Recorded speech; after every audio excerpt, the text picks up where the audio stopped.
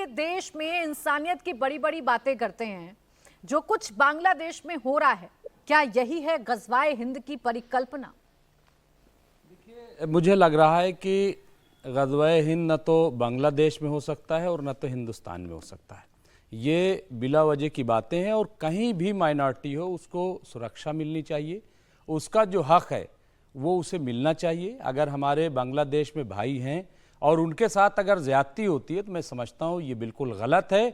हम उनके साथ खड़े हैं और जैसा भी अगर लोग तय करेंगे, कहीं प्रोटेस्ट करना है, चलना है, मैं बिल्कुल चलने के लिए तैयार हूँ, क्योंकि वो माइनॉरिटी है वहाँ पे हमारे हिंदू भाई, और उनको पूरी आज़ादी, जिस तरह से हम हिंदुस्तान में अपनी आज़ादी के लिए लड़ रहे हैं और ये कहते हैं कि हम माइनॉरिटी हैं और हमारे जो हुकूक हैं वो हमें मिलने चाहिए, इसी तरीके से पूरी हमदर्दी हमारी जो है वो बांग्लादेश के जो हमारे हिंदू भाई हैं जो माइनॉरिटी में हैं उनके साथ है। और मैं पूरे वादे के साथ, दावे के साथ कह रहा हूं, जी वहां तो मंदिरों में जाकर दुर्गा माँ की प्रतिमाएं तोड़ी जा रही हैं। वहां तो ये कहा जा रहा है कि आप नमाज के दौरान ना तो कहीं पर कीर्तन की आवाज आ सकती है, ना कहीं पर भजनों की आवाज आ सकती है। वहां तो हिंदू बच्चियों को ये कहा जा रहा है कि आप कुरान की आयत याद कर लीजिए, मियाद तय की जा रही है। भारत में ऐसा कौन सा माइनॉरिटी के साथ खेल चल रहा है? देखिए, मैं आपको बता दूं कि शरपसंद लोग,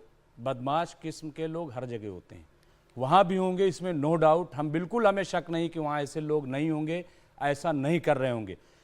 हमारी सरकार से गुजारिश है, मोदी सरकार से, कि वो वहाँ की मौजूदा सरकार से सख्ती से बात करे कि आखिर ऐसा क्यों हो रहा है। जहाँ तक आप हिंदुस्तान की बात कर रहे हैं मैडम, यहाँ भी होता है, जय श्री राम के नारे जो है बुलवाए जाते हैं।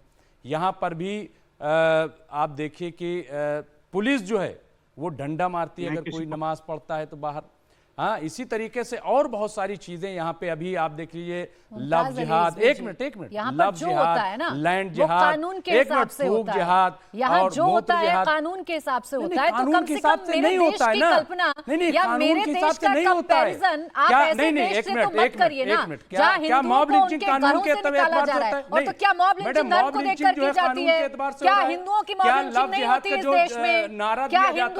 क्या हिंदुओं की मॉब लिंचिंग नहीं होती इस देश में? मॉब लिंचिंग गलत है, मॉब लिंचिंग नहीं होनी चाहिए, लेकिन इसे धर्म से जोड़कर मत देखिए ना मुमताज अली रिजवी जी। से हर चीज नहीं होती, मैं यही कह रहा हूं। हाँ, तो मैं भी यही कह रही हूं। और आप देखिए बुलंदशहर में 17 मंदिरों में मूर्तियां तोड़ी गई और जब पकड़े गए तो 5 हिंदू निकले।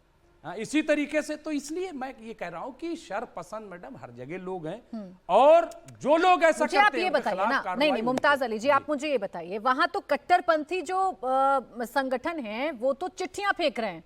वो तो ये कह रहे हैं कि आपको दुर्गा पंडाल अगर लगाना है, आपको अगर दुर्गा पूजा करनी है तो आपको पैसे भरने होंगे। मैंने कहा, वो तो ये कह रहे हैं, एक मिनट सर, वो तो ये कह रहे हैं स्कूल में बच्चियों से, जो हिंदू बच्चियां हैं, कि आपको हिजाब पहन कर आना होगा। उन्होंने तो ये तक कह दिया है कि आप कुरान की आयत याद कर लीजिए। मुझे एक ऐसा उदाहरण यहाँ पर दीजिए जहां मस्जिद में जाकर, एक जगह का ही दे दीजिए, वहां तो जगह जगह हो रहा है सर। देखिए मैडम, दुर्गा पंडाल नहीं लग पा रहा है।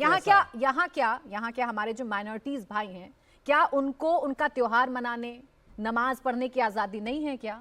आपको कहा जाता है कि आप पढ़िए जरा भगवत गीता, याद करिए उसके श्लोक, कहा गया है आपको? देखिए, मैं आपको बता रहा हूं, एक तो ये कि आप भारत देश की तुलना किसी मुल्क से प्लीज मत कीजिए। आप कर रहे हैं सर, मैं नहीं कर रहा हूं, मैं माइनॉरिटी की तुलना कर रहा हूं।